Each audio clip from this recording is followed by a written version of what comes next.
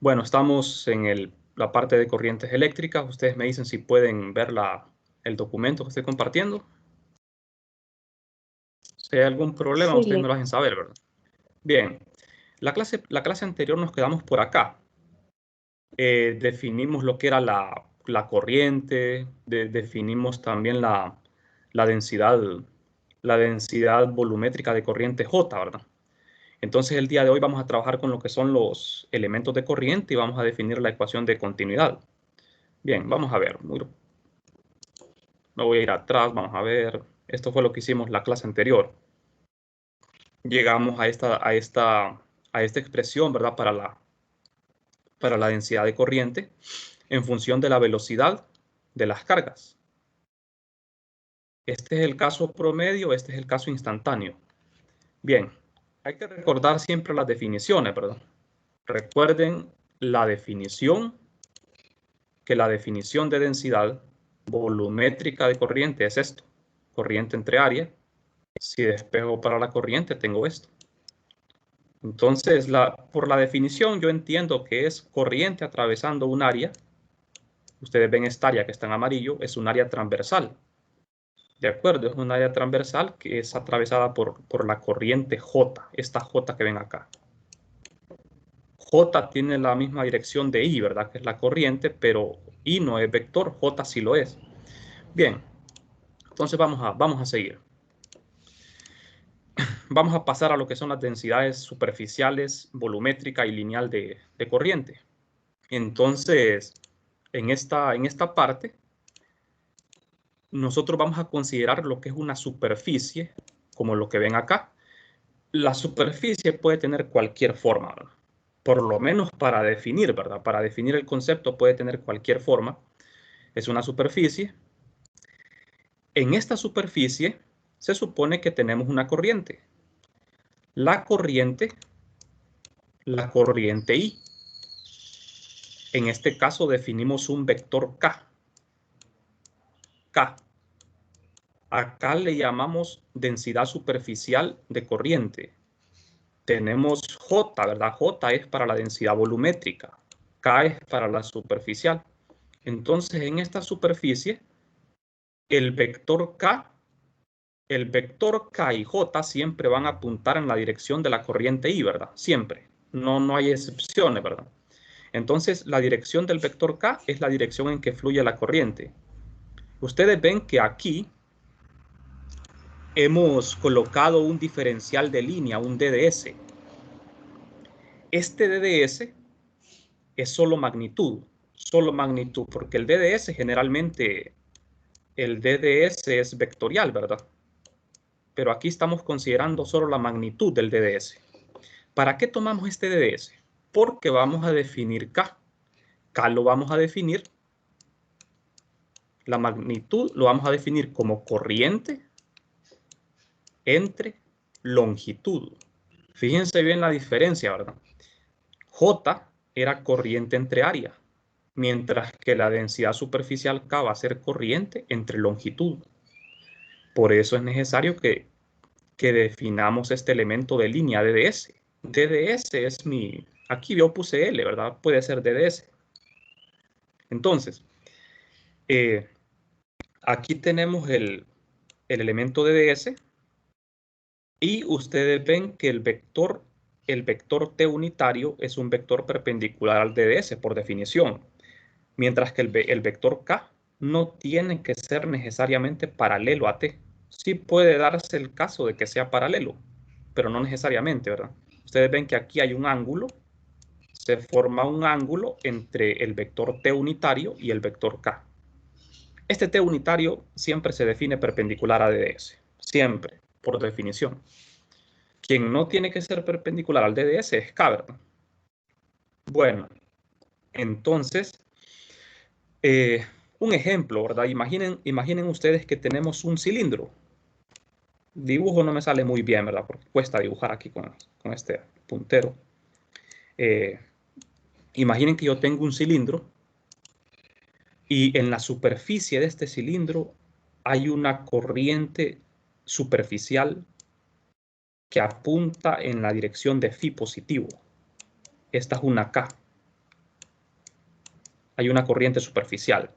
Entonces, dependiendo la geometría, nosotros vamos a trabajar con las coordenadas que nos sean útiles. Por ejemplo, como tengo un cilindro, voy a trabajar con coordenadas cilíndricas.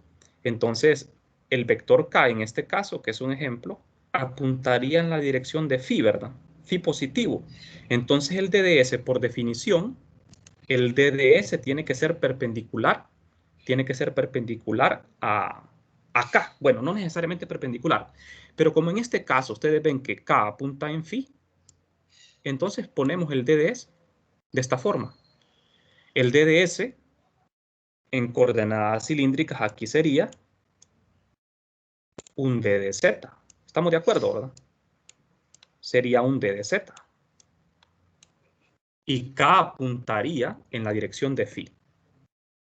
Si fuese una esfera, si fuese la superficie de una esfera y tengo corriente superficial, suponiendo que la corriente va en la dirección de phi también, entonces el elemento de línea de ds, en ese caso, sería d de teta. No sé si me explico, jóvenes. O sea, les estoy poniendo ejemplos, ¿verdad?, de cómo vamos a emplear lo que es la densidad superficial. Suponiendo que esto es una esfera y tenemos corriente superficial en la superficie, que es corriente superficial. Así.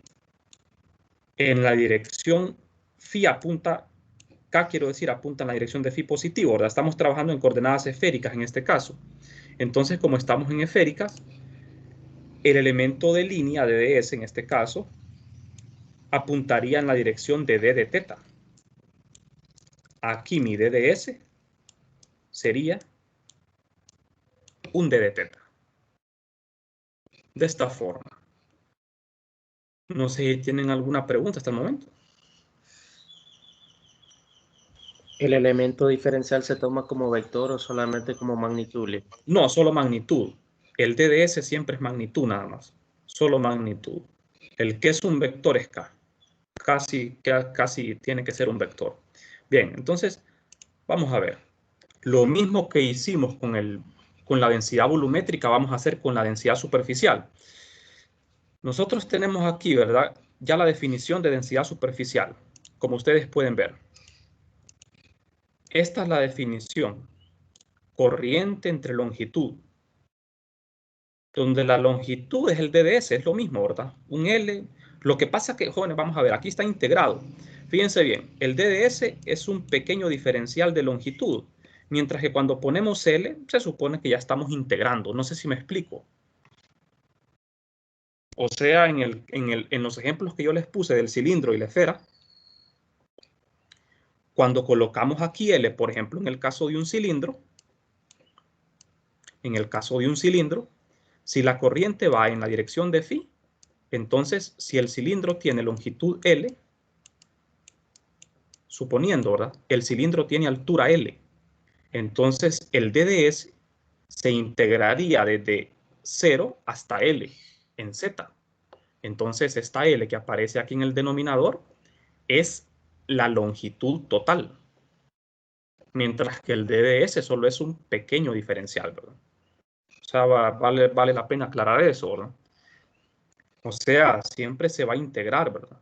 Se va a integrar a lo largo del DDS, o sea, abarcando toda la longitud que es atravesada por la corriente. La unidad de K es amperio sobre metro, o sea, tiene unidad de corriente entre longitud. Bueno, necesitamos una expresión para K. Lo mismo que hicimos con el caso de J, ¿verdad? Entonces vamos a plantear esto así, de esta forma, con promedios. Por definición, la corriente promedio es carga entre tiempo. Despejo para el diferencial de carga y me queda corriente promedio por el diferencial de tiempo. La definición de K como promedio sería corriente promedio entre un pequeño desplazamiento de ds. Despejo para la corriente y tenemos esto. Tenemos acá K por DDS. Entonces, vamos a ver. La carga, el diferencial de carga sería K por DDS por DDT. ¿De dónde obtenemos esto?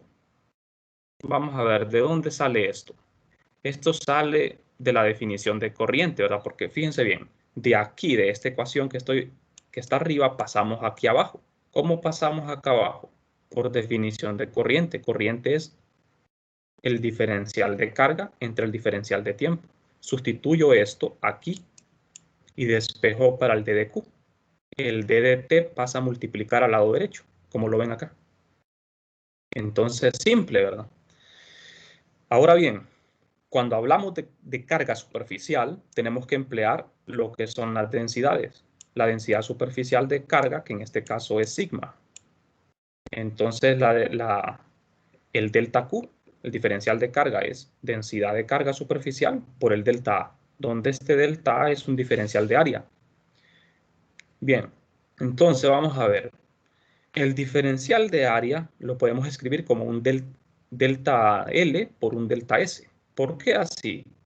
Si tomamos una superficie, digamos, así como un plano, suponiendo que este plano tiene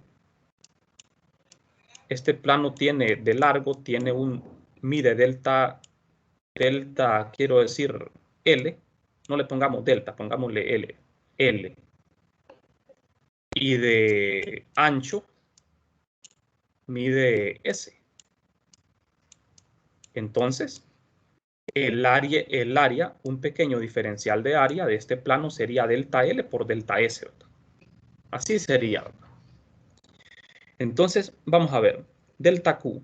Delta Q sería, sustituyendo, vamos a ver, esto. Delta Q sería la densidad superficial.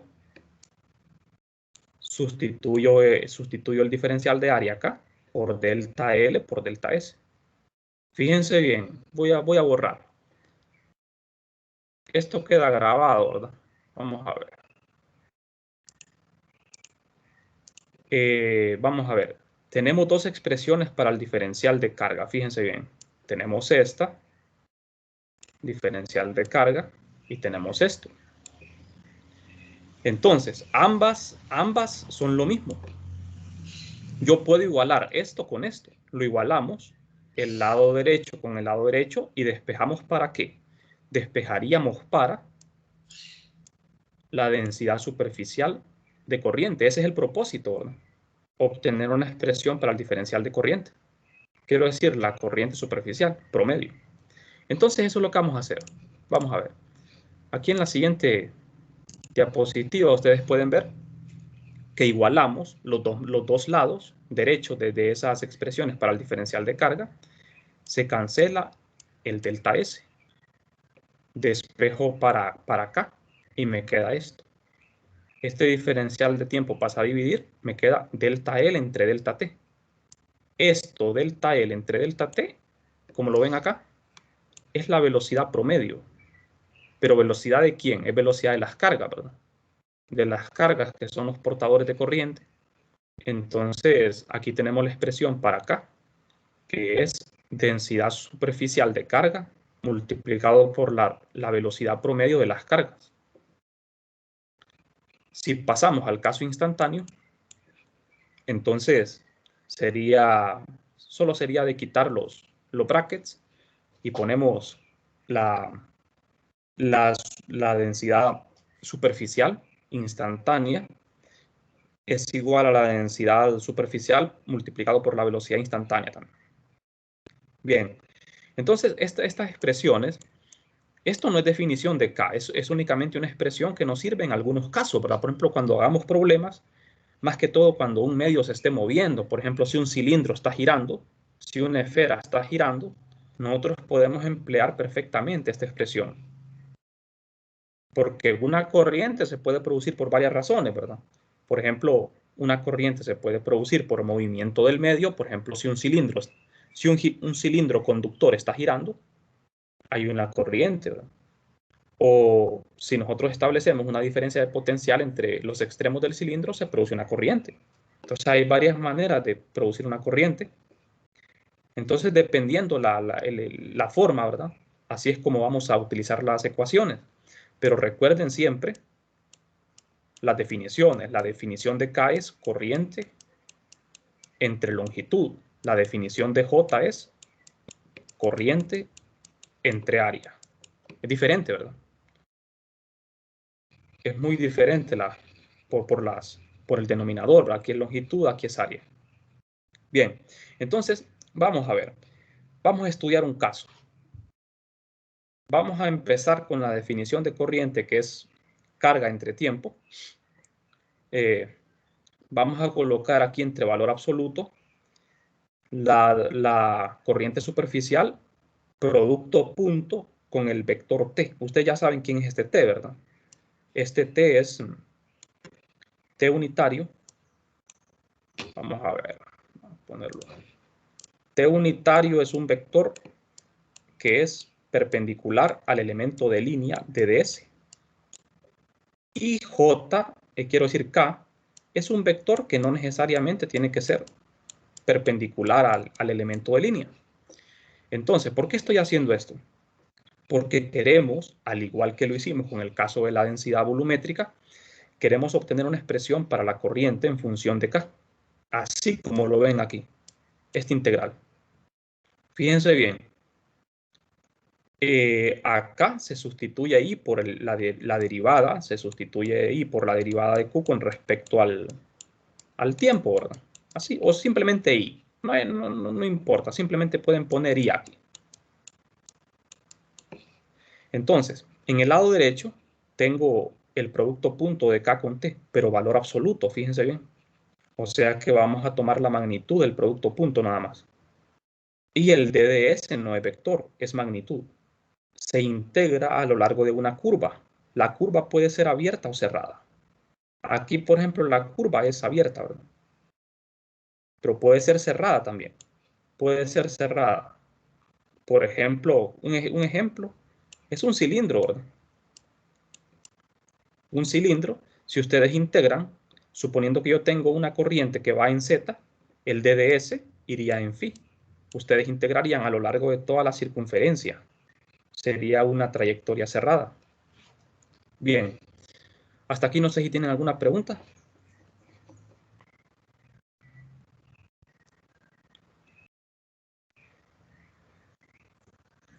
Bueno, vamos a seguir. Entonces, a ver, no sé si quedó claro esta parte, bueno, es porque vamos a pasar ahora, vamos a pasar a definir los elementos de corriente.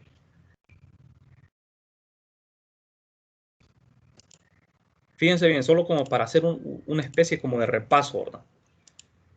Acuérdense de las definiciones, acuérdense de la corriente, cómo se define la corriente. Esto es un repaso. Corriente es carga entre tiempo. Pero la corriente yo la puedo escribir en función de ¿qué? La puedo escribir en función de J punto DDA. Aquí J es vector, el diferencial de área es un vector. También la corriente I la puedo escribir en función de K, tal y como aparece aquí. O sea, K punto T unitario, valor absoluto, DDS. ¿Estamos de acuerdo, verdad? O sea, estas son dos maneras de escribir la corriente en función de lo que son las densidades volumétricas y superficiales, ¿verdad? Pero esta es la definición, esto que ven aquí arriba es la definición de corriente. La corriente no es un vector, ¿verdad? Es un escalar. Aquí vamos a ver, en estas integrales, ¿por qué se integra? Se integra porque J puede ser que varíe. J puede ser variable en el volumen, ¿verdad? En un volumen, J puede ser variable. Acá integramos porque K también puede ser variable. Por esa razón, si J fuese constante, sacamos J y me queda, ¿qué me queda? Si J es constante, si J fuese constante aquí, lo saco del integral y me queda J multiplicado por la integral sobre un área. J por el área. ¿Qué pasa si K es constante? saco K de la integral y me queda K. ¿Por qué? Multiplicado por la integral sobre todo el perímetro, ¿verdad? Toda la línea, K por L. Y si ustedes se fijan, de aquí recuperamos la definición de J y K, porque si usted despeja para J, ¿qué le queda? Corriente entre área. Si despeja para acá, le queda corriente entre longitud. O sea que de aquí también podemos obtener la definición de J y K, ¿verdad? El caso general es escribirlo así, ¿verdad? Ahora bien, la superficie sobre la que se integra, aquí estamos integrando una superficie, miren, puede ser una superficie cerrada o abierta. Aquí la curva puede ser abierta o cerrada. Eso no importa. Bien, vamos a continuar. Vamos a ver ahora los elementos de corriente. ¿Por qué son importantes los elementos de corriente?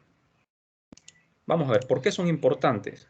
Porque, como les explicaba en la clase pasada, en 321 nosotros, con los vectores de posición, ¿verdad? Esos famosos vectores de posición, ¿qué es lo que localizamos nosotros con los vectores de posición? Carga, ¿verdad? Si yo tengo una carga positiva, entonces yo vengo con el vector de posición y la localizo con el R'.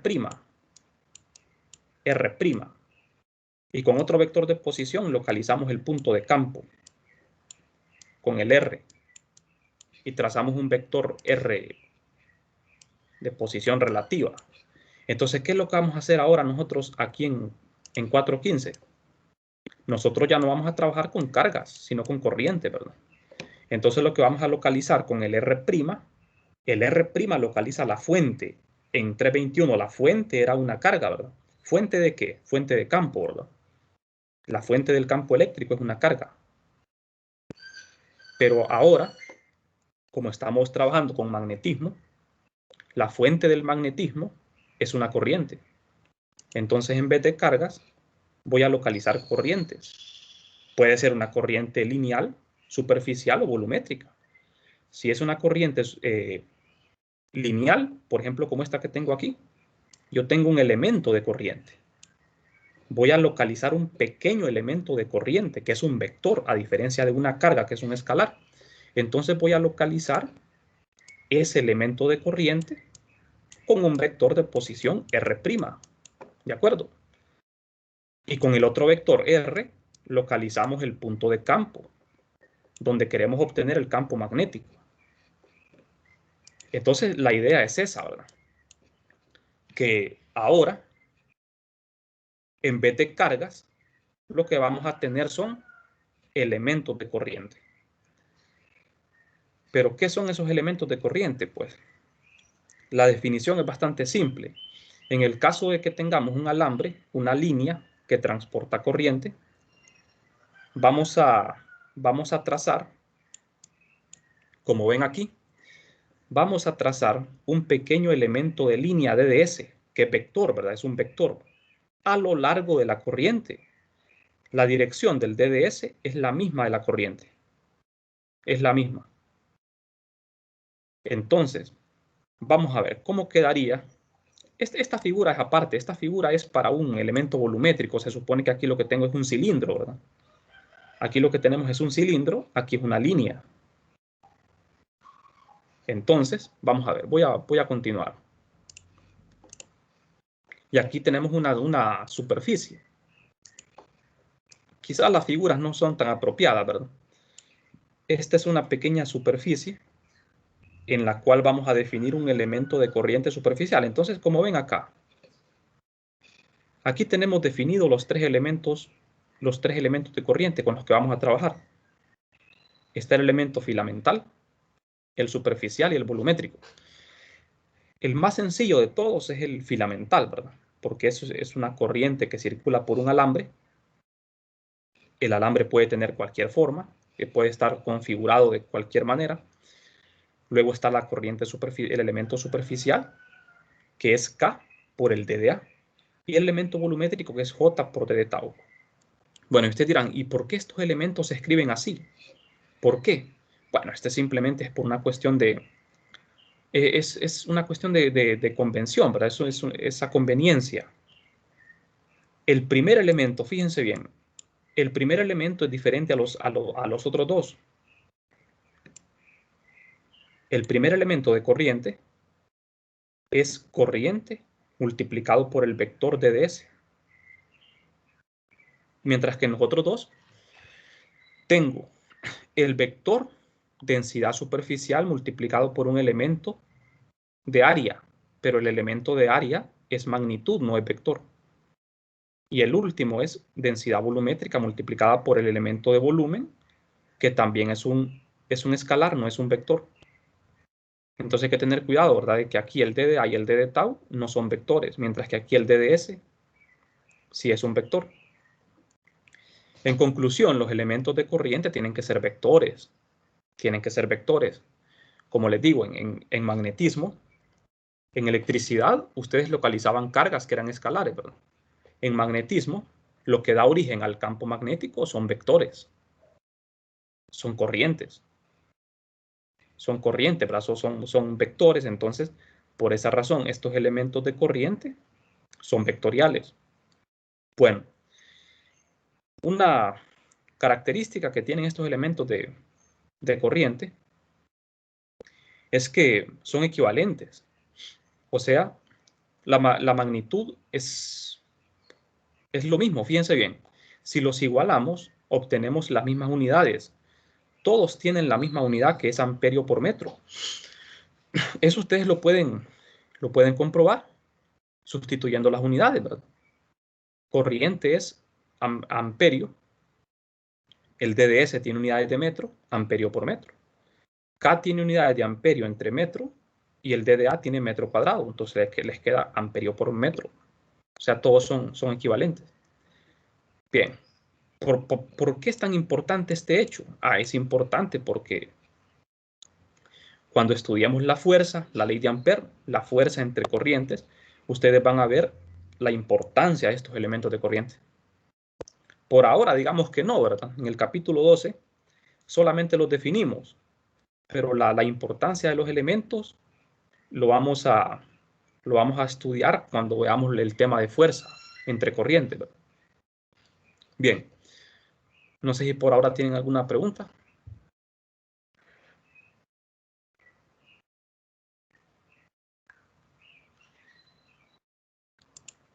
Todo está claro, Luis. Bien, excelente. Entonces vamos a seguir.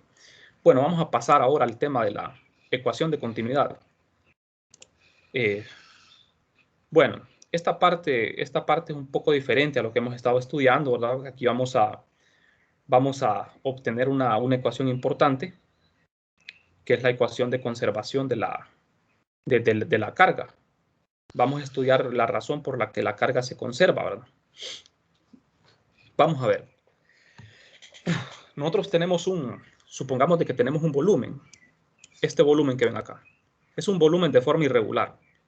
Dentro de este volumen hay carga. Yo trazo un elemento de superficie, un diferencial de área, que queda por fuera del volumen. La superficie es S y el volumen es B. Si dentro del volumen hay carga y la carga está fluyendo, fíjense bien la derivada aquí. Aquí tengo la derivada de Q con respecto al tiempo, que es corriente, ¿verdad? Esto es corriente. La corriente está disminuyendo, me está indicando esta derivada. La derivada es negativa. Significa que la corriente está saliendo, o sea, la carga está disminuyendo en el interior de este volumen. El volumen puede ser imaginario, ¿verdad? O puede ser real. Ahora bien, la superficie, quiero decir, ¿verdad? La superficie puede ser imaginaria o puede ser real. Entonces, supongamos de que la carga está saliendo de la superficie, a través de la superficie. De manera que la carga en el interior está disminuyendo. Por eso escribimos esta derivada así. ¿Qué pasa en la otra figura? Tenemos el mismo volumen, pero ¿qué pasa aquí? La derivada de Q con respecto al tiempo es positiva. Eso significa que la corriente está aumentando. Significa que en el exterior de este volumen, en el exterior, hay cargas. y esas cargas están fluyendo hacia adentro, están entrando. Siempre que hay movimiento de carga, nosotros podemos definir corriente. Siempre que hay movimiento de carga. Entonces, la carga está fluyendo hacia el interior de manera que la carga está aumentando. Eso es lo que me está expresando esta derivada. ¿Está claro eso, verdad? Bien, entonces vamos a ver. Matemáticamente, ¿cómo vamos a escribir esto? Esto lo vamos a escribir de la siguiente forma. Aquí tenemos, fíjense bien la primera ecuación. Es una derivada. Esto es corriente. Esto es corriente. La derivada de la carga respecto al tiempo, pero negativo. Ya vamos a ver por qué ese signo menos, ¿verdad? En el lado derecho tenemos la integral de superficie de J por el diferencial de área. Pero fíjense bien, lo interesante es que la superficie es cerrada. Es como una pelota. Es la superficie de una esfera. Es una superficie cerrada. En la ecuación de continuidad, siempre la superficie va a ser cerrada. Si no es cerrada, ya no aplica la ecuación de continuidad. ¿De acuerdo? Porque lo que tenemos es un volumen, ¿verdad? Y siempre que tenemos un volumen, la superficie es cerrada. Entonces, vamos a ver. Recuerden cuando escribimos la corriente en función de la densidad volumétrica. Dijimos de que la corriente era J punto diferencial de área. Fíjense que la ecuación de continuidad es lo mismo. Esta ecuación es lo mismo que esto. ¿Cuál es la diferencia? Que en el lado izquierdo, en vez de escribir I, escribimos la derivada de Q respecto al tiempo, pero es la corriente, es lo mismo, ¿verdad? Y le ponemos un signo menos. ¿Por qué le ponemos ese signo menos? Y también la superficie, exigimos de que la superficie sea cerrada. La superficie es cerrada. Aquí forzosamente la densidad tiene que ser volumétrica, porque tenemos un volumen. No puede ser superficial ni lineal, ¿verdad? Tiene que ser volumétrica. Bueno, el signo menos que lleva la derivada,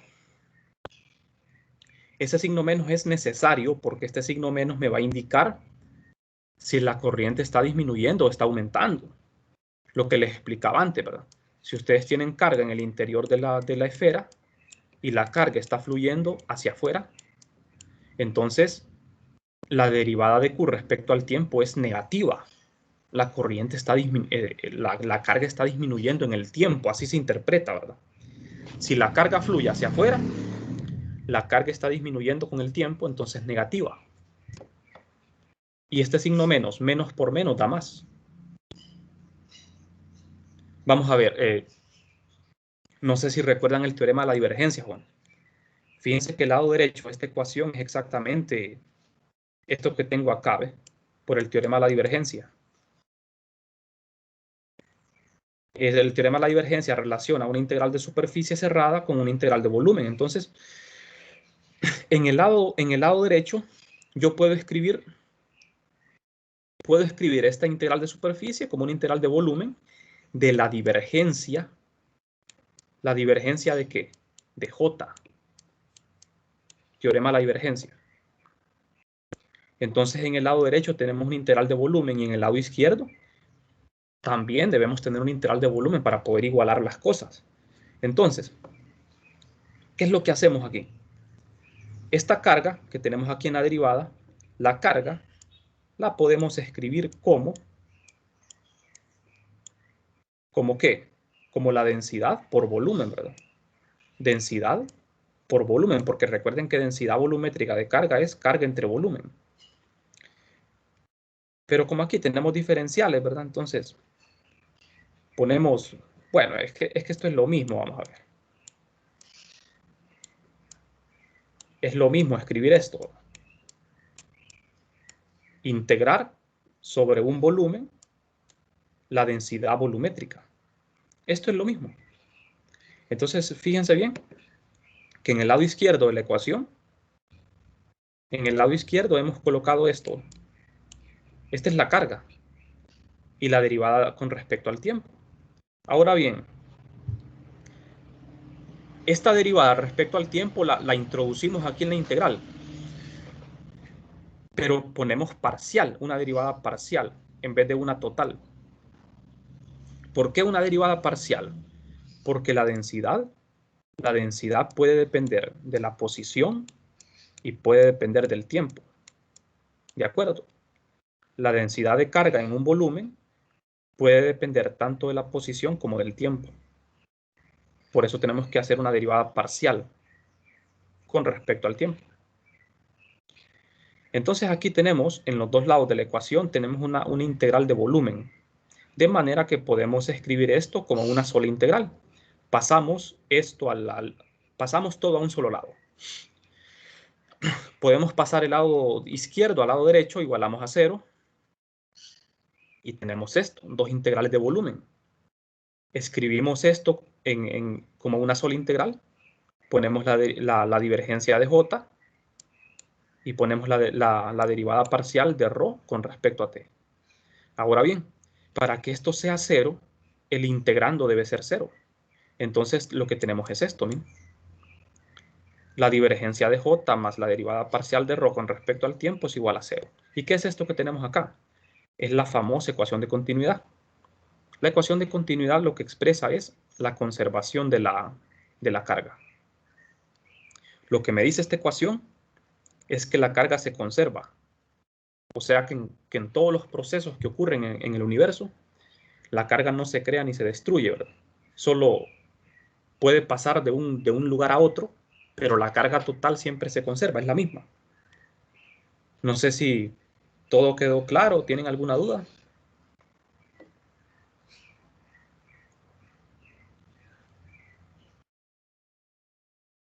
O sea, vamos a ver. Lo voy a explicar de otra manera. Conservación de la...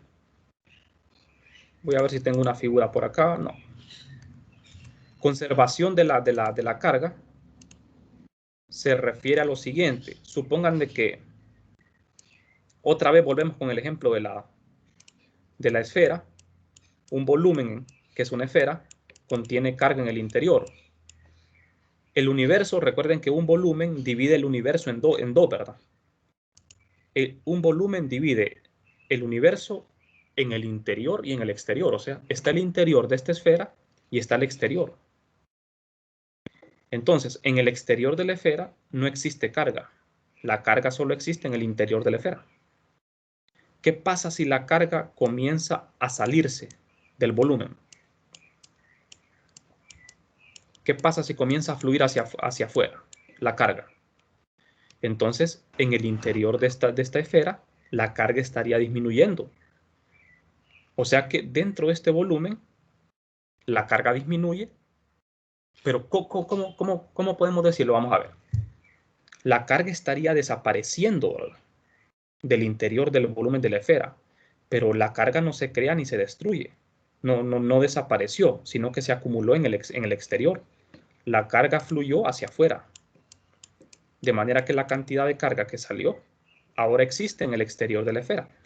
Vamos a ver, si la cantidad de carga que teníamos al inicio era Q, o se lo voy a poner de otro ejemplo, supongamos que era 5 coulomb. Bueno, es coulomb, es una C. Suponiendo que la cantidad de carga que yo tenía en el interior de la esfera era 5 coulomb. Entonces, cuando la carga comienza a salir de la esfera, supongamos de que nos quedó en el interior una carga de 2 coulomb en el interior de la esfera. ¿Qué se hicieron los otros 3 coulomb? Quedaron en el exterior. Entonces, la carga total al inicio, antes de que la carga empezara a salirse, era 5 coulomb. ¿Cuál es la carga total ahora? Tanto en el interior como en el exterior. Sigue siendo de 5 coulomb. Entonces, ¿qué significa? Que la carga se conserva. ¿De acuerdo? La carga puede pasar de una región a otra, pero la carga total se conserva. A eso se refiere esta ecuación. ¿Estamos de acuerdo, verdad? Si ustedes, no sé si ustedes se acuerdan del teorema de la divergencia, jóvenes. El significado físico del teorema de la divergencia, no sé si lo recuerdan. ¿Alguien me podría explicar qué significa la divergencia? Supongamos de que aquí tenemos carga Q. ¿Qué significa el teorema de la divergencia?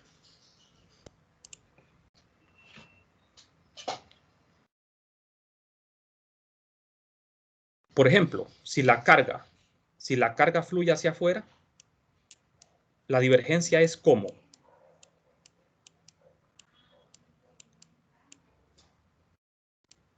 Estos vectores, estas flechitas, indican la dirección de la corriente, J. Definimos J porque estamos hablando de un volumen, ¿verdad? Entonces, cuando hablamos de divergencia, tenemos un vector. El vector aquí no es campo eléctrico ni campo magnético. El vector aquí es J. Pero, ¿qué significa la divergencia? Porque fíjense que aquí en la ecuación de continuidad tenemos la divergencia de J. Algo interesante acá, fíjense bien. Si yo despejo de la ecuación de continuidad para la divergencia, si yo despejo de la ecuación de continuidad para la divergencia de J, me queda la derivada parcial, negativa, de ρ con respecto a t. La derivada parcial de ρ respecto a t. Entonces vamos a ver. Acuérdense de la divergencia. ¿Qué significa la divergencia? La divergencia me dice que si las líneas de campo, en este caso el campo es J, J es un campo vectorial. Si las líneas de campo están saliendo de un punto, están brotando de un punto, la divergencia es positiva. Y si las líneas están entrando a un punto, la divergencia es negativa. Aquí el campo vectorial es J. Entonces, vamos a ver, en este ejemplo que yo estoy poniendo aquí, las líneas del campo J están fluyendo hacia afuera. La divergencia sería ¿qué entonces? La divergencia sería ¿cómo? Sería positiva. Sería positiva, exactamente. Esta divergencia sería positiva, de manera que lo que está en el lado derecho tiene que ser positivo. Pero aquí hay un signo menos.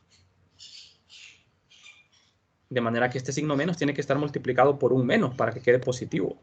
Porque la divergencia es positiva. La derivada de la densidad de carga respecto al tiempo tiene que ser negativa para que la divergencia me dé positiva. ¿Me explico, verdad? Entonces, la derivada, vamos a ver, la derivada de la densidad respecto al tiempo, en este ejemplo que yo tengo acá, ¿es positiva o negativa? ¿Qué me dice esta ecuación diferencial? Quiero decir, esta derivada. La derivada de la densidad respecto al tiempo me está indicando si la carga está disminuyendo o aumentando. Como la carga está saliendo del volumen, ¿qué está pasando con la carga en el interior? Disminuye. Está disminuyendo, entonces la derivada de ρ respecto al tiempo es negativa. ¿Me explico? Está disminuyendo. Entonces acá, menos por menos, me queda positivo, ¿verdad? La derivada de ρ respecto al tiempo. Menos por menos da más. ¿Y qué dijimos? La divergencia era positiva, ¿verdad? Porque las líneas están saliendo. Si las líneas estuviesen entrando, entonces la derivada de ρ respecto al tiempo sería positiva, ¿verdad? Porque estaría entrando carga. La carga estaría aumentando, la derivada sería positiva y la divergencia sería negativa.